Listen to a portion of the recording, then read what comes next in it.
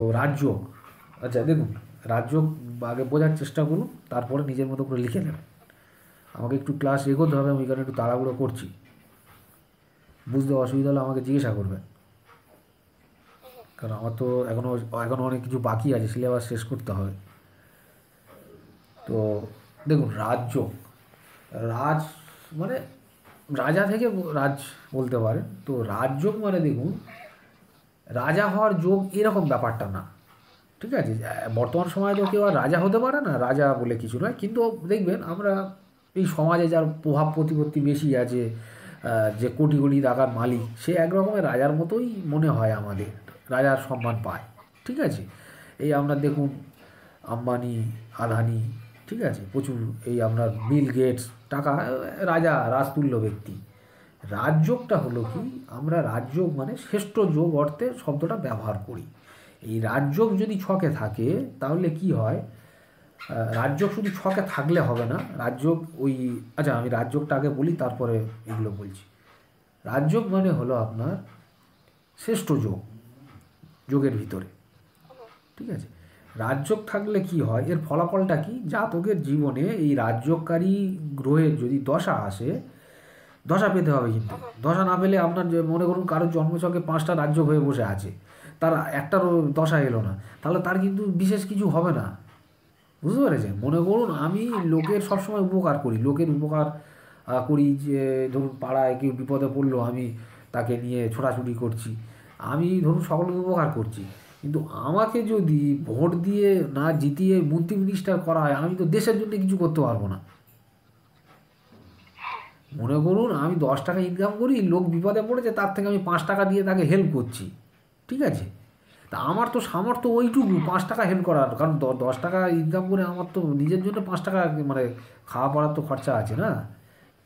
তা আমি, এবার আমাকে যদি সুযোগ দেওয়া হয়, তবেই না আমি মানুষকে উপকার করতে পারবো। আমাকে ধরুন, আমি ভোটে দিল, পাড়ার লোক আমাকে ভোটে দাঁড় করিয়ে দিল, দিয়ে আমাকে মন্ত্রী মিনিস্টার করে দিল। তা দিলে আমি তখন মন্ত্রী মিনিস্টার মানে তখন সরকারি টাকায় আমি রাস্তা করে দিচ্ছি, মানুষকে হেল্প করছি, হাসপাতাল করলাম, তাহলে কি আমার একটা সুযোগ দরকার, সুযোগ না হলে তো আমি উপকার করতে পারবো না। তা গ্রহটা সুযোগ কখন পাবে, গ্রহটা যখন দশায় অ্যাক্টিভ হবে। দশায় অ্যাক্টিভ না হলে কিছুই হলো না। ওই ওই 5 টাকা, ওই গল্প যেটা বললাম আর কি। তো রাজ্যকারী গ্রহের যদি দশা জাতক পায় জীবনে, তার কিন্তু উন্নতির সুযোগ এসে যায়। উন্নতি মানে তার সমাজে প্রভাব প্রতিপত্তি বৃদ্ধি পায়, ঠিক আছে? তার একটা হিউজ আর্থিক উন্নতি হয়ে থাকে, ঠিক আছে? চাকরিতে তার একটা প্রমোশন হয়ে যায়, ঠিক আছে? কর্ম লাভ হয়ে থাকে, কর্মে উন্নতি হয়ে থাকে, সমাজে তার একটা মান সম্মান বৃদ্ধি পায়, সমাজে একটা প্রভাব প্রতিপত্তি বৃদ্ধি পায়। বুঝতে পেরেছেন? রাজযোগ মিনস তার একটা লাইফে একটা মানে গেন আসবে, লাইফে একটা সাডেন গেন দেখা যাবে, উন্নতি হবে তার লাইফে একটা, ঠিক আছে? স্ট্রাগল করছিল, হঠাৎ করে রাজ্যকারী গ্রহের দশা এলো, সে সেই জায়গা থেকে একটা বিরাট জায়গায় চলে গেল। ব্যবসা করছে, ব্যবসায় হঠাৎ একটা বিরাট অঙ্কের লাভ করলো। বা একটা ব্যবসা করছিল, ওই রাজ্যকারী গ্রহের দশায় আরও 10টা ব্যবসা শুরু করলো, ঠিক আছে? চাকরি করছিল ছোট পদে, রাজ্যকারী গ্রহের দশা শুরু হলো, জাতক প্রমোশন পেয়ে একটা বড় জায়গায় চলে গেল, ঠিক আছে? বেসরকারি কোম্পানিতে চাকরি করছে, তার হঠাৎ প্রমোশন হয়ে গেল, বিদেশে চাকরি পেয়ে গেল, বিদেশে চলে গেল। তো রাজ্যকারী গ্রহের দশা কিন্তু জাতকের উন্নতি হয়। বুঝতে পারছেন? তো রাজযোগটা এটাই, রাজযোগের হচ্ছে, রাজযোগের মানে হচ্ছে একটা শ্রেষ্ঠ যোগ, জাতকের উন্নতি হবে যে কোনো ফিল্ডে, তার লাইফের যে কোনো ক্ষেত্রে উন্নতি হবে, আর্থিক উন্নতি, সামাজিক মান সম্মান, পৌরসভা, প্রভাব প্রতিপত্তি, ঠিক আছে, এইগুলোর আর কি রাজযোগ মানে। এবারে রাজযোগটা কীভাবে হয় সেটা আমরা দেখব। দেখুন, মহর্ষি পরাশর, আমি আপনাকে লিখিয়েছি, কেন্দ্রভাবকে বলেছেন, কেন্দ্রভাবকে কী বলেছেন মহর্ষি পরাশর?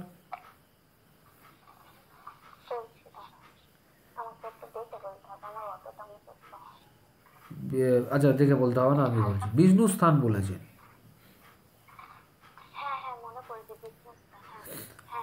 আর কোন পতিকে কি বলেছেন? লক্ষ্মী স্থান।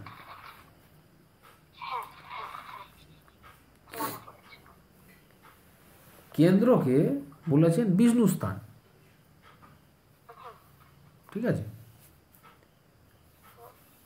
আর কোন ভাবকে বলেছেন লক্ষ্মী স্থান, ঠিক আছে, কারণ এই পঞ্চম নবম লক্ষ্মী স্থান বলা হয়েছে, সম্পদ, ঠিক আছে। এখন দ্বিতীয় ভাব থেকে আমরা টাকা পয়সার বিচার করি, কিন্তু পঞ্চম নবমকে মহর্ষি পরাশর সম্পদ ভাব বলেছেন, লক্ষ্মী স্থান দিয়েছেন। তো এটার একটা কারণ রয়েছে, যাই হোক ওটা আপাতত আমি সাইডে রাখছি। এখন দেখুন এই যে ভগবান বিষ্ণু আর লক্ষ্মী, ভগবান বিষ্ণুর পদসেবা করছেন মহালক্ষ্মী, ঠিক আছে। তো যখনই ভগবান বিষ্ণুর সাথে লক্ষ্মী এক জায়গায় হবে, তাহলে সেটা ভালো হবে না খারাপ হবে? নিশ্চয়ই ভালো হবে, অবশ্যই ভালো হবে, ঠিক আছে। কেন? কারণ এই যে সেই শিব আর শক্তির মিলন, ঠিক আছে। ভগবান বিষ্ণু মা লক্ষ্মীর যখন পাশে বসছেন, সেটা অবশ্যই ভালো। মা লক্ষ্মী ঠিক যেমন ভগবান বিষ্ণুকে পাচ্ছেন, তখন এটা অবশ্যই ভালো। এই কারণে যখনই জন্ম ছকে এই কেন্দ্রপতি আর কোণপতির সম্বন্ধ হবে, সেটাকে আমরা বলবো রাজযোগ। কি হলো? বিষ্ণু এবং লক্ষ্মী যোগ, ঠিক আছে। কেন্দ্রপতি কি বললাম? বিষ্ণু। আর কোণপতি কি? লক্ষ্মী। তাহলে কেন্দ্র আর কোণপতি যখন সম্বন্ধে আসবে, তার মানে কি হলো? ভগবান বিষ্ণু আর লক্ষ্মী যোগ তৈরি হলো। বুঝতে পারলেন না? বুঝতে পারলেন না? কেন্দ্র বিষ্ণু স্থান আর কোণ লক্ষ্মী স্থান, বুঝতে পেরেছেন তো? তাহলে কেন্দ্রপতি আর কোণপতির মধ্যে যদি সম্বন্ধ তৈরি হয়, তাহলে সেটা হবে রাজযোগ, ঠিক আছে। এবারে দেখুন, অশুভ গ্রহ কীভাবে হবে? আপনাকে আমি আগেই লেখালাম যে কোণপতি সর্বদাই শুভ হবে, আর কেন্দ্রপতি হলে গ্রহটা তো নিরপেক্ষ হয়ে যাবে। নিরপেক্ষ, মনে করুন কেন্দ্রপতি হওয়ার সাথে গ্রহটা নিরপেক্ষ হলো, তো আর কোণপতি তো সর্বদা শুভ, তাহলে কেন্দ্র কোণ যোগ হলেই কেন্দ্রপতি নিরপেক্ষ হলো, ও শুভ গ্রহ যুক্ত হলো, তাহলে ও শুভ ফলদাতা হবে, ঠিক আছে। আচ্ছা, দেখুন লগ্ন কেন্দ্রের সাথে সাথে আবার কোণও,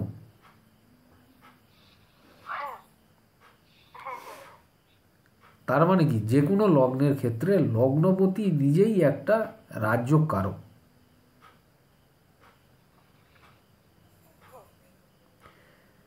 তার মানে কি যে কোনো লগ্নের ক্ষেত্রে লগ্নপতি যদি বলবান থাকে, লগ্নপতি যদি শুভভাবে থাকে, ঠিক আছে, এবং ওই লগ্নপতির দশা যদি জাতক জীবনে পায়, তাহলে জাতকের জীবনে কিন্তু একটা উন্নতির সুযোগ এসে যায়। কিন্তু লগ্নপতিকে বলবান হতে হবে।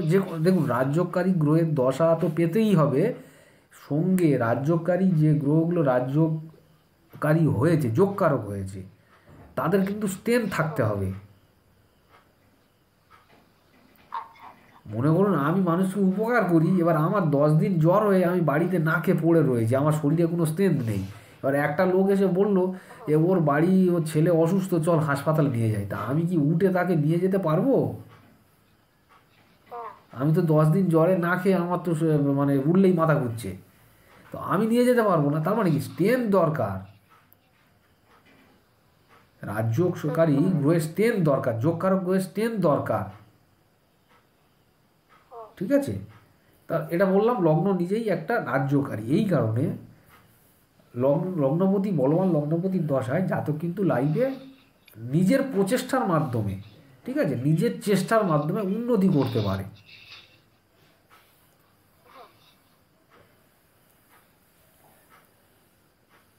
বুঝতে পেরেছেন? আচ্ছা, এবারে চলে যান। তার মানে কি কোন কেন্দ্র কোণপতি সম্পর্ক কীরকম হতে পারে? চতুর্থপতির সাথে পঞ্চমপতি এক জায়গায় বসে রয়েছে, এটা একটা রাজ্যকারী হবে। কেন? চতুর্থ ভাব কেন্দ্র ভাব, পঞ্চম ভাব কোন ভাব, ঠিক আছে। আবার চতুর্থপতির সাথে নবমপতি যদি এক জায়গায় বসে, তাহলে সেটাও একটা রাজযোগ হবে। আবার একইভাবে সপ্তমপতির সাথে পঞ্চমপতি যদি বসে, সপ্তমপতির সাথে যদি নবমপতি বসে, রাজযোগ হলো। দশমপতির সাথে পঞ্চমপতি, দশমপতির সাথে নবমপতি, ঠিক আছে। আচ্ছা, এখানে এই যে নবম, দেখুন কেন্দ্রের ভিতরে সব থেকে বলবান হলো নবম। দেখুন স্ট্রেংথটা দেখুন, লগ্নের থেকে বলবান পঞ্চম, পঞ্চমের থেকে নবম, নবমের স্ট্রেংথ বেশি কোণের বিচারে। ঠিক তেমনই কেন্দ্রের বিচারে লগ্নের থেকে চতুর্থের স্ট্রেংথ বেশি, চতুর্থের থেকে সপ্তমের স্ট্রেংথ বেশি, সপ্তমের থেকে দশমের স্ট্রেংথ বেশি। হাইজেস্ট কেন্দ্র হচ্ছে, যার হাইজেস্ট স্ট্রেংথ হচ্ছে দশমের বেশি। এই কারণে যদি নবমপতি দশমপতি সম্বন্ধ হয়, এটাকে আমরা বলি এটা হচ্ছে শ্রেষ্ঠ রাজযোগ হয়ে গেল। এটাকে বলা হয় ধর্ম কর্মাধিপতি যোগ। কেন? নবম ভাব কি? ধর্ম। আর দশম ভাব কি? কর্ম। এটাকে বলা হয় ধর্ম কর্মাদি অধিপতি যোগ। এই যোগটা থাকলে জাতক ধর্মের জন্য অনেক কিছু করে, এটা হচ্ছে শ্রেষ্ঠ রাজযোগ। কারণ নবম হাইজেস্ট স্ট্রেংথ কোন হিসাবে, আর দশম হাইজেস্ট কেন্দ্র স্ট্রেংথের যদি অর্ডারে সাজায়, ঠিক আছে। তো নবম দশমের সম্পর্ক হলে এটা হচ্ছে শ্রেষ্ঠ রাজযোগ। এটাকে আমরা বলি ধর্ম কর্মাধিপতি যোগ। ধর্ম এবং কর্মের অধিপতি যোগ তৈরি হয়েছে। এই জাতক ধর্মের জন্য অনেক কিছু করে, সমাজে উন্নতির জন্য অনেক কিছু করে, ঠিক আছে। বুঝতে পারছেন না? বুঝতে পারছেন না? কি বলছেন?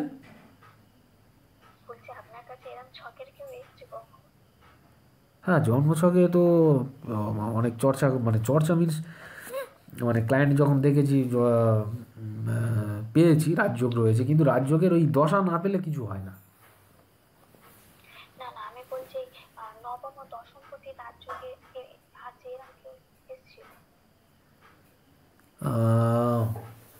দেখুন এই মুহূর্তে মনে করাটা মুশকিল, কতজনের ছক মনে করবো।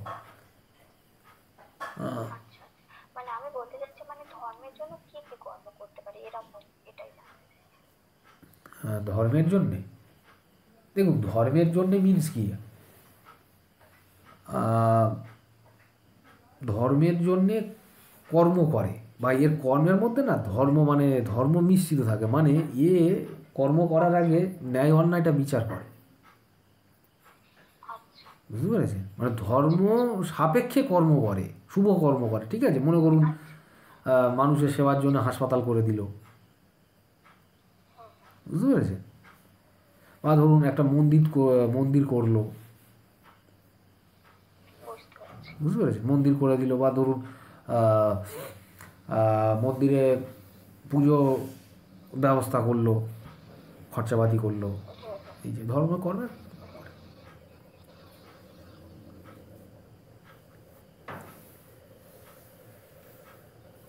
বুঝতে পারছেন?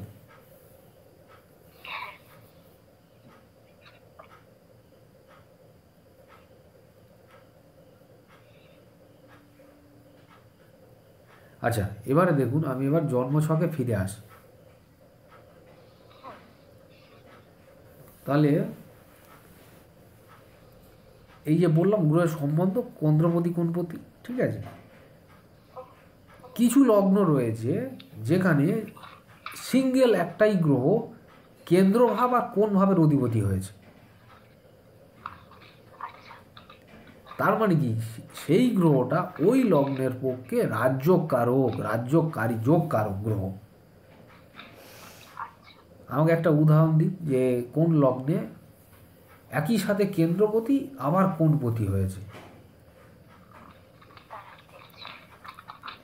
একটু ভেবে আমাকে বলুন, দেখি আপনার কেমন মাথা বা জ্যোতিষ কতটা আয়ত্ত করেছে, মানে পড়াশোনা করছেন।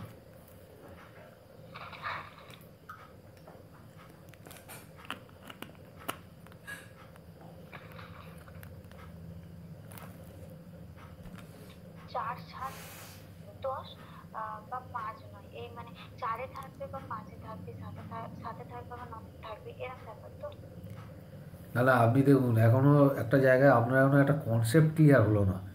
ওই ভাবে থাকবে না, ওই ভাবের অধিপতি ওই ভাবের যে পাপগ্রহ গিয়ে বসতে পারে, ও রাজ্যকারী হবে না, ওই ভাবের যে অধিপতি হবে।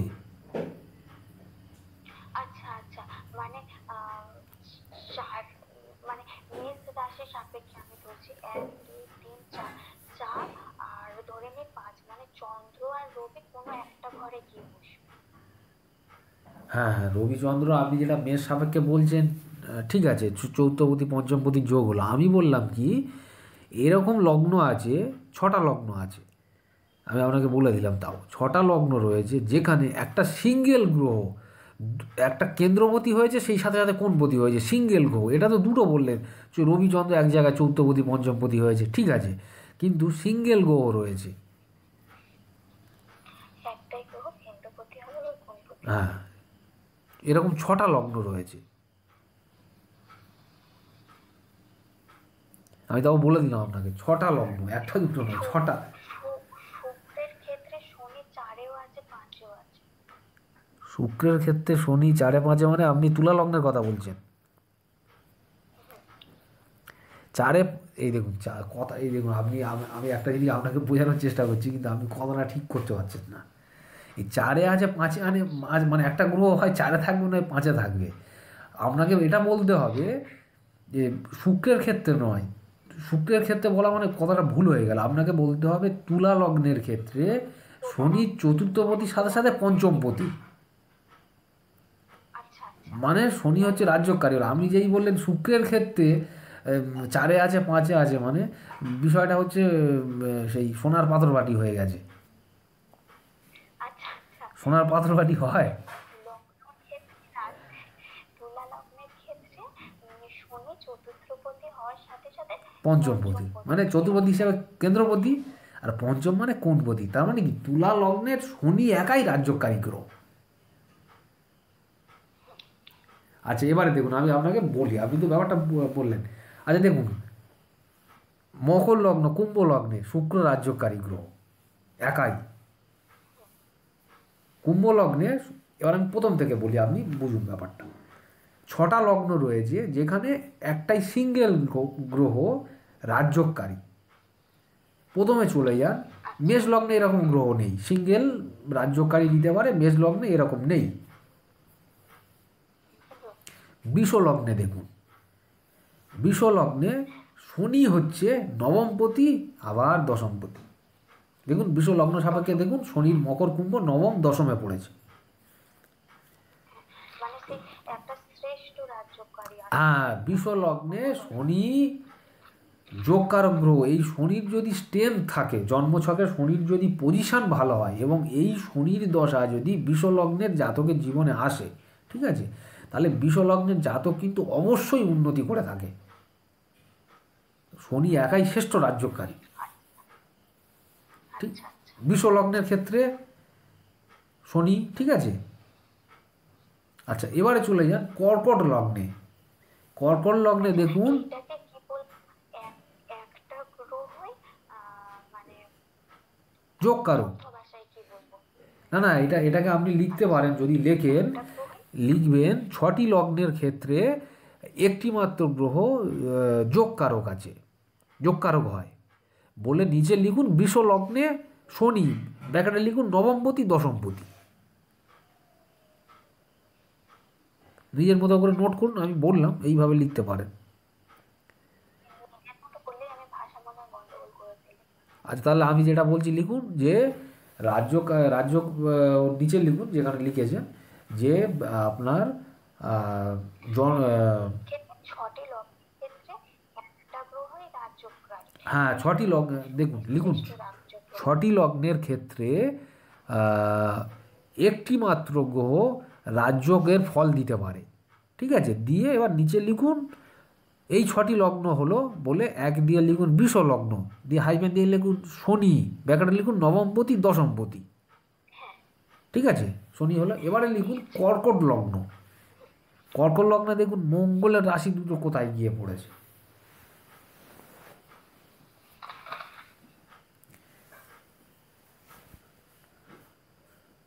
5-এ পড়েছে, আর 10-এও পড়েছে। তাহলে কি হলো, 5 পঞ্চম ও কোণপতি, দশম 5 কোণপতি আর 10 কেন্দ্রপতি, তাহলে মঙ্গল একাই রাজ্যকারী হয়ে গেল কর্কট লগ্নে। লিখুন কর্কট লগ্নে মঙ্গল, ব্র্যাকেটে লিখুন পঞ্চমপতি এবং দশমপতি হওয়ার জন্য।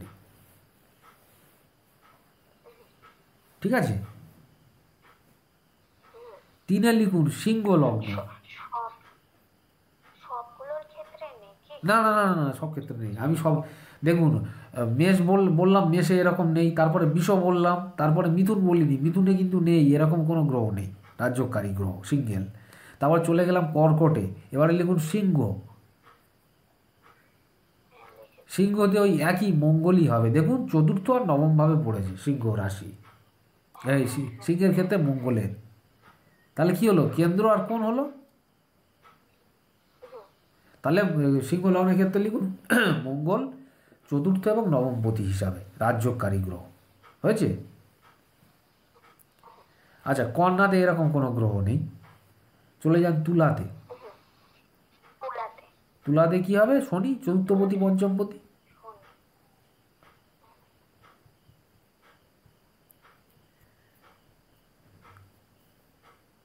হ্যাঁ হয়েছে। লিখেছেন? এবারে চলে যান, আচ্ছা বৃশ্চিকে নেই, ধনুতেও নেই, মকরে চলে যান। মকরে লিখুন শুক্র, দেখুন শুক্রের রাশি দুটো কোথায় গিয়ে পড়েছে মকর লগ্ন সাপেক্ষে। মকর মকর 4-এ পড়েছে, মকরে 9-এ পড়েছে, ভুল বললাম, 5-এ, 1 2 3 4 5, 5-এ পড়েছে, 6 7 8 9 10, 10-এ পড়েছে। হ্যাঁ, তবে প্রথমে যেটা বললাম ওটা তো কুম্ভ লগ্ন সাপেক্ষে। লিখুন মকরে লিখুন পঞ্চম আর দশমপতি বলে। আমি খুব তাড়াহুড়ো করে হিসেব বলে নিজেকে মানে এর নিচটাকে ধরি না, মানে লগ্নকে ধরি না, তারপর লাফালাফি করছি। লগ্নকে এক ধরতে হবে সবসময়ের জন্য। লগ্ন আমি আমাকে বলেছি না ফার্স্ট হাউস, ফার্স্ট মানে কি 1 নম্বর, তো ওটাই। লগ্ন বাদ দিয়ে গণনা হবে না। তাহলে মকর লগ্নের জন্য শনি, শনি না, মকর সরি মকর লগ্নের জন্য শুক্র, ভুল বললাম আমি। আচ্ছা, এবার লিখুন কুম্ভ লগ্ন। কুম্ভ লগ্নে দেখুন ওই শনি চতুর্থ আর নবমপতি, শুক্র হ্যাঁ শুক্রই। লিখুন চৌথপতি ও নবমপতি বলে। তাহলে কি এই যে 6টা লগ্ন বলে, এবার মজার ব্যাপারটা দেখুন, যখনই শুক্রের লগ্ন হচ্ছে মানে বৃষ এবং তুলা, সেখানে শনি রাজ্যকারী। দেখুন দুটো তুলা এবং বৃশ্চিকে দেখুন আপনার শনি এসছে রাজ্যকারী হিসাবে, আর শনির লগ্নে দেখুন শুক্র রাজ্যকারী। তাহলে মনে রাখা খুব সহজ, শুক্রের লগ্নে মনে রাখার দরকারও নেই, আমি ফর্মুলা আপনাকে শিখিয়ে দিয়েছি। আচ্ছা, রবি আর চন্দ্রের ক্ষেত্রে মানে যখন সিংহ লগ্ন হবে এবং কর্কট লগ্ন হবে, মঙ্গল রাজ্যকারী। দেখুন রবি চন্দ্রের ক্ষেত্রে মঙ্গল একাই রাজ্যকারী। রবি লগ্ন চন্দ্রের রাশিতে লগ্ন হলে, রবির রাশিতে লগ্ন হলে মঙ্গল একাই রাজ্যকারী। শুক্রের রাশিতে লগ্ন পড়লে শনি একা রাজ্যকারী, শনির রাশিতে লগ্ন পড়লে শুক্র একাই রাজ্যকারী। ঠিক আছে, ওই মঙ্গলের তার মানে যখন মানে মঙ্গলের দশা আসবে তখন সিংহ কর্কট রাশিদের জন্য ভালো। হ্যাঁ হ্যাঁ, মঙ্গলের যখন ওই সিংহ এবং কর্কট লগ্নের জাতকরা যদি মঙ্গলের স্ট্রেন্থ থাকে, শুভভাবে থাকে, তাহলে মঙ্গলের দশায় জাতকের উন্নতি হয়। আর শনির লগ্নে যাদের জন্ম, শুক্রের দশা পেলে উন্নতি হয়। এবার স্ট্রেন্থের উপর নির্ভর করবে, রাজ্য স্ট্রেন্থ, তার দশা অন্তর্দশা, এইগুলোর উপর নির্ভর করবে। বুধ আর বৃহস্পতিটা বাদ যাচ্ছে, তাই না? 6টা লগ্ন বাদ যাবে, মঙ্গলের লগ্ন বাদ যাচ্ছে দেখুন, হ্যাঁ বুধের দুটো বাদ যাচ্ছে, বৃহস্পতির দুটো বাদ আর যাচ্ছে। মঙ্গলের। এবারে লিখুন বাকি 6টি লগ্নের ক্ষেত্রে, অর্থাৎ মেষ, কোনগুলো বাদ আছে লিখুন, মেষ রাশি বা মেষ লগ্ন বাদ আছে, মিথুন বাদ আছে, মিথুন, কন্যা বাদ আছে, বৃশ্চিক বাদ আছে, ধনু আছে, আর মীন বাদ আছে। এই 6টি লগ্নের ক্ষেত্রে কোনো একক গ্রহ রাজযোগ দিতে পারে না।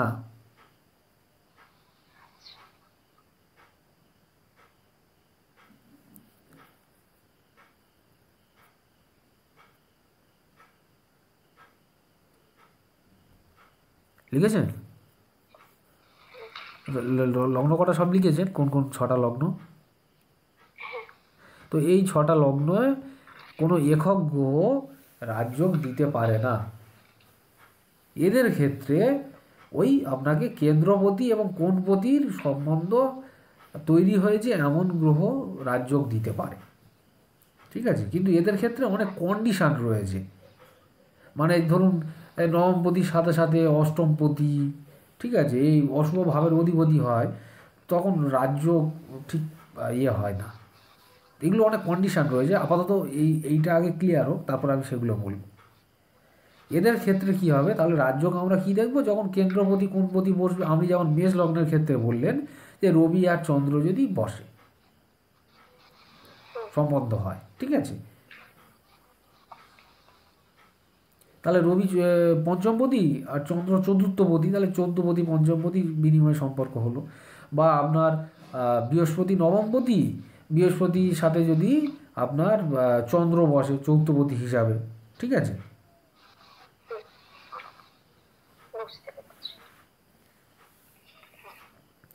এটা গেল রাজ্য। এই পর্যন্ত মোটামুটি ক্লিয়ার?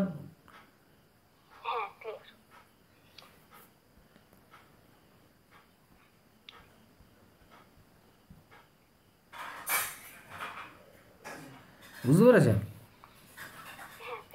রাজযোগ ব্যাপারটা ক্লিয়ার হলো তাহলে? এদের ক্ষেত্রে আপনাকে ওই মনে করুন কেউ জানতে চাইলো যে মনে করুন কেউ এলো বৃশ্চিক লগ্নের, এবারে সে বললো যে আমার লাইফে উন্নতি কোনো যোগ আছে কিনা। তো আপনি তাকে দেখতে পারেন যে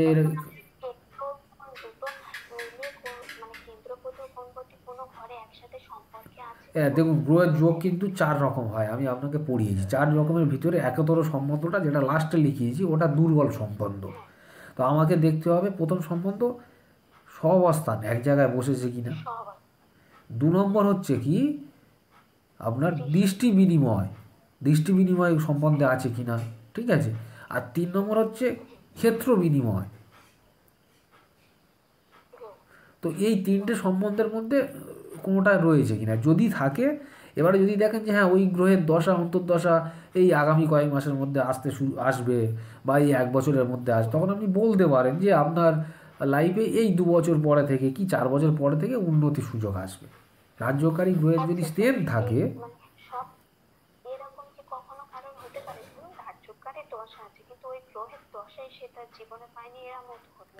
হ্যাঁ এরকম হতে পারে। তো সেক্ষেত্রে কিছু হলো না, কপাল। বুঝতে পেরেছেন? ওই ক্ষেত্রে কী হয় বলি শুনুন, ওর বাবা মার উন্নতি হয়। মনে করুন একজন, হ্যাঁ আমি আপনাকে বলি, মনে করুন একজন জাতক জন্মেছে, জন্মের সময় তার রাজ্যকারী গ্রহের দশা অ্যাক্টিভ হয়েছে, হতেই পারে, ঠিক আছে? এখন সে তো শিশু, তার কোথায় কর্ম আর কোথায় কি, চাকরি বাকরি করলে উন্নতি হবে, ব্যবসা করলে উন্নতি হবে, টাকা পয়সা, তার তো কিছুই এখন নেই। দেখা যাবে ওই বাচ্চা জন্মানোর পরে জাতকের পিতামাতার জীবনে ব্যাপক উন্নতি হয়েছে। জাতকের পিতা দেখা যাবে ব্যবসা করতো, একটা ব্যবসা সন্তান হওয়ার পরে 4টে ব্যবসা শুরু করেছে। ও দেখবেন তখন বলে বেড়ায় যে আমার ছেলেটা না বা আমার মেয়েটা না খুব লাকি, মেয়েটা হওয়ার পরে না আমি এই একটা ব্যবসা করতাম এখন 4টে ব্যবসা করছি, ঠিক আছে? এবারে তারপর দেখা যায় বলবে আমার তো চাকরি বাকরি কিছুই ছিল না, এই মেয়েটা হওয়ার পরে আমার কিন্তু এই সরকারি চাকরিটা পেয়েছি। বিয়ের পরে, হ্যাঁ বিয়ের পরে উন্নতির যোগ রয়েছে, সেগুলো আমি জন্মছক থেকে বলতে পারবেন দেখে এই জাতকের উন্নতি হবে কিনা। বুঝতে পেরেছি? উন্নতি হবে কিনা বা বিয়ের পরে অবস্থা আরও খারাপ হবে কিনা সেগুলো বলা যায়, যোগ রয়েছে। রাজ্যকারী গ্রহের দশায় যদি জাতকের জন্ম হয় তাহলে ওর বেনিফিটটা না জাতকের ফ্যামিলি পায়, জাতকের পিতা মাতা একটা দেখা যাবে পিতার চাকরিতে প্রমোশন হয়ে গেল, বিশাল উন্নতি হলো, এই যে ব্যাপারটা ও পায়। জাতক ততটা পায় না। জাতকের এবার দেখা যাবে হ্যাঁ ওই গ্রহের যখন অন্তর্দশাটা আসবে, হয়তো পরে যখন অন্তর্দশা এলো কিছু বেনিফিট হয়, সামান্য কিছু হয়তো উপকার হলো বা একটা ভালো টাইম গেল, উন্নতি করলো, ঠিক আছে, কিন্তু সেরকম মানে বিষয়টা আসে না। আবার ঠিক তেমনই যদি আচ্ছা, সন্তানের খারাপ দশা আসে, যখন বাচ্চায় জন্ম নিয়েছে, তখন হতে পারে বাবা মাই ভোগ করে। বাবা মার ভোগ করতে হয়, হতে পারে তার শরীর স্বাস্থ্য নিয়ে সমস্যা হয় এবং তার জন্য বাবা মাকে অনেক ঝামেলা পোহাতে হয়। আচ্ছা, ছোট বাচ্চা। বুঝতে পেরেছেন? তো এই বিষয়টা মোটামুটি ক্লিয়ার হলো, না কোথাও কিছু ডাউট ডাউট রয়েছে? না, ক্লিয়ার হচ্ছে, ক্লিয়ার হচ্ছে। এবারে আপনাকে ভালো করে পড়তে টড়তে হবে।